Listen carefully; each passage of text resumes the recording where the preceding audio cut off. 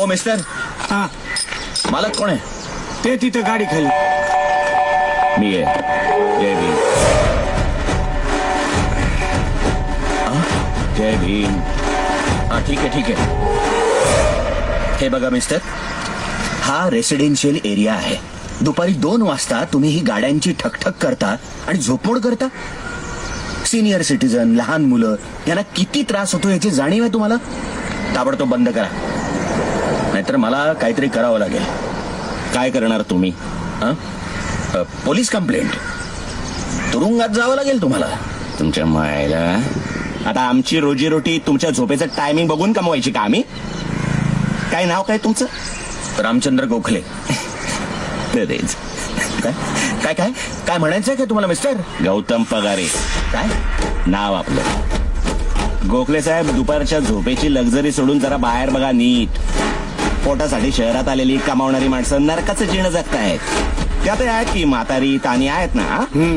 अहो त्यांच्या झोपेचं सोडा, गोटभर पाणी, संडासाची लाईटीची पण सोय नाही. अहो मग मला काय सांगताय? सरकारला सांगा. सरकारकडे मागितल्यावर जर का मिळालं असतं तर बाबासाहेबांनी निळा झेंडा कशाला दिला असता हातामध्ये? आईला आधी शिकू दिलं नाही, नंतर रिझर्वेशन वरनं बोंबा बोंब. आता सुशिक्षित बेकार म्हणून गॅरेज काढले, त्यांच्या झोपेची वेळ सांभाळ. नाही मग गाडी ठोकू कधी, रात्री का पहाटे?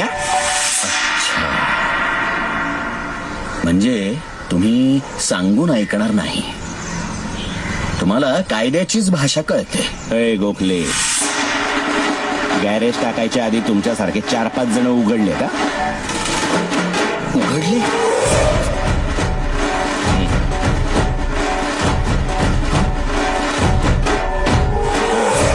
काय शिक्षण झाल्यानंतर बापाच्या घरी कमी पोलीस स्टेशनात जास्त राहिलो आपण, तेव्हा त्याची भीती नका घालू, कळलं ना?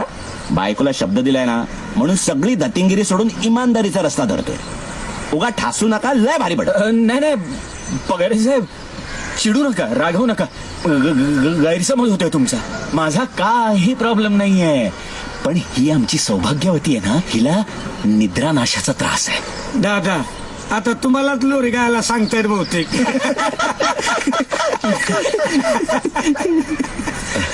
नाही नाही बरोबर आहे. काय मी म्हटलं तिला, दुपारची झोप वाईट, आळस चढतो पगारे साहेब. मग एक त्यांना जाऊन सांगा. कळते.